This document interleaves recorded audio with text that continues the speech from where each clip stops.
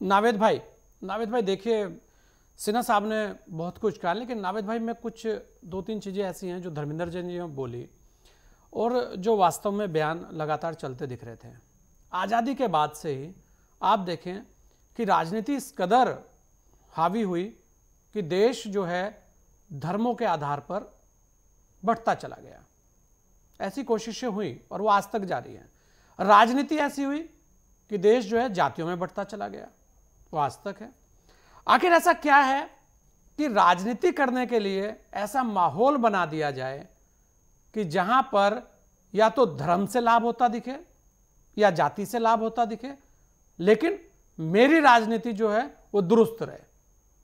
क्या लगता है नावेद भाई कि आखिर अगर हम इस पूरे बयानों को देखें जो जो आए हैं, कुछ तो ऐसे हैं कि मैं शायद पढ़ भी नहीं सकता इस पे, कुछ बयान इतने गंदे बयान हैं, यही कहेंगे हम। क्या लगता है आपको नावेद भाई कि ये राजनीति का पहलू है या ये एक वो डर है कि भाई कहीं ना कहीं आज भी जो जमीनी हकीकत है वो कुछ और बयां कर रही है?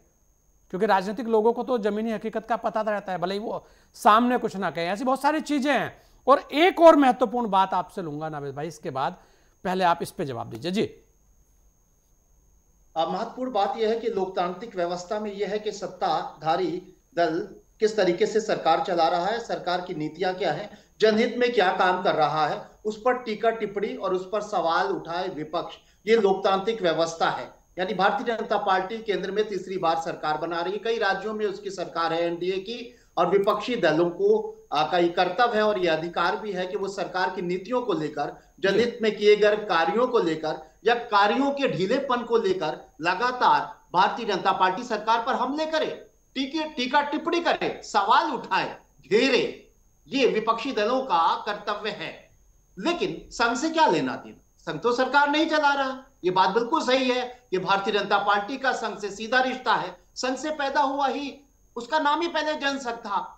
ये बात सही है, विचारधारा एक है, आधार संघ है। लेकिन सरकार तो टेक्निकली भारतीय जनता पार्टी चला रही है ना, उसकी विचारधारा क्या है, इससे आपको क्या मतलब? उसकी नीतियां क्या है? सरकार की नीतियां क्या जनहित में है? क्या सरकार की नीतियां जनता को वो चीजें दे पा रही हैं जो देना चाहिए? क्या भ्रष्टाचार हो रहा है? क्या नफरत पैदा की जा रही है? क्या लॉ एंड ऑर्डर बेहतर नहीं है? क्या किसानों की अनदेखी की जा रही है? इस तरह के सवाल आप उठाइए, सरकार पे उठाइए, उत्तर प्रदेश सरकार पे उठाइए, देश की मोदी सरकार पर उठाइए, अलग अलग राज्यों पर उठाइए। लेकिन संघ के विमर्श में आप क्यों पढ़ते हो? संघ से आपका क्या लेना देना? संघ आपका कोई ना प्रतिद्वंदी है, ना राजनीतिक दल है, और ना वो सत्ता चला रहा है। और अगर सत्ता जो चलाने वाला है वो आपके सामने है, भारतीय जनता पार्टी आपके सामने है, नरेंद्र मोदी आपके सामने है, योगी आदित्यनाथ आपके सामने है, और उसकी सरकारों की नीतियां आपके सामने हैं। चाहे कांग्रेस हो, समाजवादी पार्टी हो, या कोई विपक्षी दल हो, सीधा आप हमला करिए, आप एक एक कमी को गिनाइए। ये बात तो बिल्कुल अपने आप में दुरुस्त है कि संघ से भिड़ने का क्या मतलब। हाँ, सामाजिक तौर से संघ एक बहुत बड़ा संगठन है, देश का सबसे बड़ा संगठन है, 100 वर्ष इसके हो गए हैं, सामाजिक कार्य करता है, राष्ट्रहित में काम करता है, हिंदुत्व की रक्षा का काम करता है। और वो अपना, अगर उसके किसी नेता का कोई बयान ऑब्जेक्शनेबल है सामाजिक तौर पर, तो आप उसको काउंटर कर सकते हो। लेकिन एक विपक्ष का काम केवल यही नहीं है कि संघ को घेरे, एक चीज। दूसरी बात जो अभी विमर्श हो रहा था, यहां पर सिन्हा साहब ने भी बात की और बहुत सारे प्रवक्ता साथियों ने बात की। महत्वपूर्ण बात क्या है कि यहां पर बात हुई पटेल जी की। कुछ बातें मैं कहूंगा एक एक लाइन में, और इस बात को सब लोग स्वीकार करेंगे इस पैनल में बैठे हुए। पटेल जी का सम्मान पूरा देश और पूरी दुनिया करती है। हाँ, पटेल जी का सम्मान कांग्रेस करती थी, करती है, करती रहेगी। हाँ, तीसरा प्रश्न यह है कि पटेल जी का सम्मान कांग्रेसियों से ज्यादा भाजपा ही करते हैं, ये बात भी। हाँ, पटेल जी को लौह पुरुष कहा जाता था, इस बात को भी सब स्वीकार करते हैं। लौह पुरुष का मतलब क्या होता है, सबको इसका अर्थ पता है। लौह पुरुष कठपुतली गृह मंत्री तो नहीं होगा। अगर उसको लगेगा कि प्रधानमंत्री अनैतिक दबाव बना रहे हैं तो इस्तीफा दे के कुर्सी छोड़ देगा। कोई दबाव नहीं बना सकता था, चाहे नेहरू हो, चाहे उनकी द्वेष भावना हो। पटेल जी का ये अपना मन का, अपनी ताकत, अपने लौह पुरुष का ये फैसला था। इस बात को कोई भाजपाई, कोई संघी और इस पैनल में बैठा हुआ नकार नहीं सकता कि लौह पुरुष, जिन्हों हम पटेल जिसको कहते हैं, जिन्हें हम पटेल कहते हैं, जिन्हें कांग्रेसी भी बहुत सम्मान करते हैं, उससे ज्यादा भाजपाई भी सम्मान करते हैं, उन्होंने संघ पर प्रतिबंध लगाया। और वो नेहरू के इशारे पर नहीं लगाया होगा, क्योंकि कोई कठपुतली ही किसी अनैतिक बात को नैतिक रूप में दे सकती है। लौह पुरुष थे, इसलिए अगर उनको ये बात अनैतिक लग रही होती तो वो इस्तीफा दे देते। ये उनका खुद का फैसला था। इस बात को इसलिए मानना पड़ेगा क्योंकि उनको हम लौह पुरुष कहते हैं। उनके लिए कुर्सी कुछ नहीं थी, उनके लिए नीतियां थी, उनके लिए आदर्श थे, और उन्होंने संघ को उस वक्त बेहतर नहीं समझा था। इस बात को आप सब लोग लॉक कर लीजिए और इस बात का किसी के पास जवाब नहीं। दूसरी बात, संघ एक बहुत ही सम्मानित संगठन है, उसने समाज सेवा की है, इसको कोई नकार नहीं सकता। उसने राष्ट्र के प्रति काम किया है, इस बात को कोई नहीं नकार सकता। इस देश का गौरव भी उसको कह सकते हैं, सबसे पुराना संगठन है, इस बात को भी कोई नहीं नकार सकता।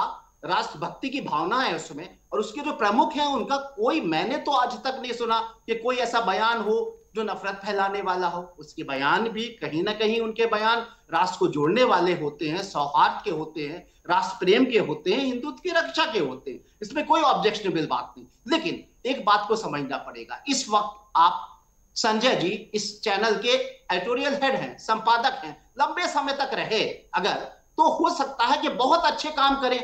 बीच बीच में कुछ काम ऐसे हो सकते हैं जिसमें कोई एरर हो सकता है कि इनकी टीम का नेतृत्व कहीं ना कहीं कमजोर भी पड़ा हो। संघ का भी लंबा इतिहास है, 100 साल का इतिहास है, कुछ बेहतर काम किए, इस बात को कोई नहीं नकार सकता कि उनको परेड में संघ की को शामिल किया गया। इस बात में कोई शक नहीं है कि संघ ने का बड़ा कंट्रीब्यूशन रहा। लेकिन यह भी बात सच हो सकती है कि कोई दौर ऐसे गुजरे हों जब संघ से जुड़े हुए लोगों ने कुछ अनैतिक काम किए होंगे।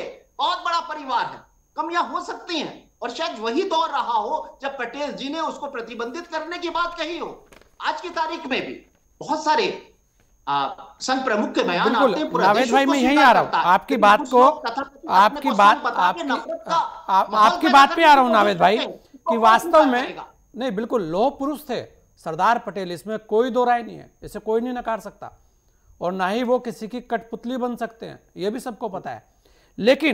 लेकिन यहां दो चीजें जो आपने कही, उसी बात पर आ रहा हूं कि अगर उन्होंने प्रतिबंध लगाया तो उन्होंने ही प्रतिबंध हटाया भी है, और अगर उन्होंने प्रतिबंध लगाया था और उसके बाद हटाने के बाद वो ये कहते हैं कि नहीं, संघ राष्ट्रभक्ति ही है, और जो मुझे लगा कि उनका कोई यहां पर गांधी हत्याकांड या किसी भी चीज से कोई ऐसा नहीं है, तो उससे भी स्वीकार कर लेना चाहिए, तो यानी कि वो मामला वहीं खत्म हो जाना चाहिए। उसकी आज चर्चा की मुझे नहीं लगता कि कोई आवश्यक, क्योंकि आप एक पहलू पे जब चर्चा करेंगे तो उसका दूसरा पहलू कहीं ना कहीं से सामने आएगा।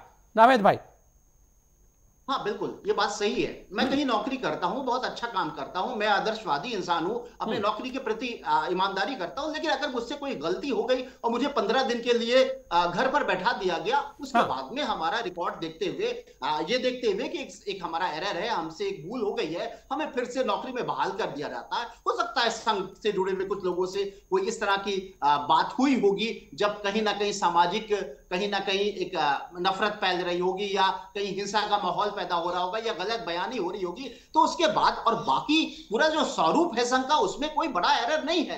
पूरे उस संघ के स्वरूप में कोई नफरत नहीं है। संघ एक राष्ट्र को जोड़ने का एक संगठन है जिसकी सेवाओं को सब याद करते हैं। तो सारी बातों से एक बात समझ में आती है कि उस वक्त, कुछ वक्त के लिए कोई ना कोई ऐसी चीज हुई होगी जिसको लेकर संघ को प्रतिबंधित किया गया, और उसको बहाल करते हुए पटेल जी ने यह भी कहा कि संघ एक बेहतर संगठन है। नेहरू जी ने भी, जैसा कि अभी संबित पात्रा जी का बयान दिखाया जा रहा था, कि बाकायदा उसको परेड में शामिल किया गया, संघ की परेड शामिल की गई इस देश की सेना के साथ में। तो ये इतिहास, एक लंबे इतिहास में कुछ कमियां, मैं कह रहा हूं कि इतिहास पर बहुत सारी चीजें, लेकिन जब जो गुड वर्क है उसको नहीं भुलाया जा सकता। इतिहास में जब चीजें तभी जोड़ के लंबी बहस करना फिजूल की बातें हैं।